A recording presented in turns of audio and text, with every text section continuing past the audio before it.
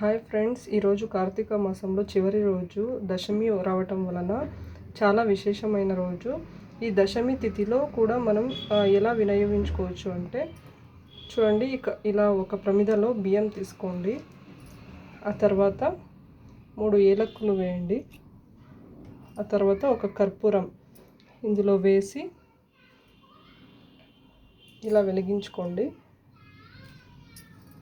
ఇలా వెలిగించుకొని ఈ ప్రమిదను ఏం చేయాలంటే ఇలా తీసుకొని మన ఇంట్లో ఉన్న మూలల్లోనూ, అంటే రూమ్లో, బెడ్రూమ్లో, హాల్లో, వంటింట్లో ప్రతి ఒక్క చోటున చూపించండి. అంటే ఫస్ట్ ఏం చేయాలంటే చూడండి, ఇలా వంటింట్లోనే స్టార్ట్ చేయండి. వంటింటితోటే స్టార్ట్ చేసి మూలన చూపించండి. ఇలా చేయడం వలన మన ఇంట్లో ఉన్న అలక్ష్మి, అంటే దరిద్ర దేవత వెళ్ళిపోయి లక్ష్మీదేవి ఆహ్వానిస్తుందన్నమాట. ఆ శివుని ఆశీర్వాదం కూడా మనకి లభిస్తుంది.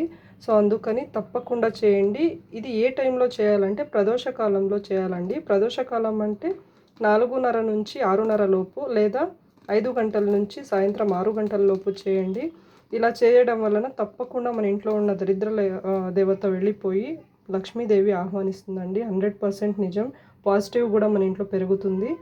తప్పకుండా ఇలా డివోషనల్ టిప్ ఉన్న ఈ వీడియోని తప్పకుండా ప్రతి ఒక్కరికి షేర్ చేయండి, లైక్ చేయండి, సబ్స్క్రైబ్ చేసుకోండి. Thanks for watching.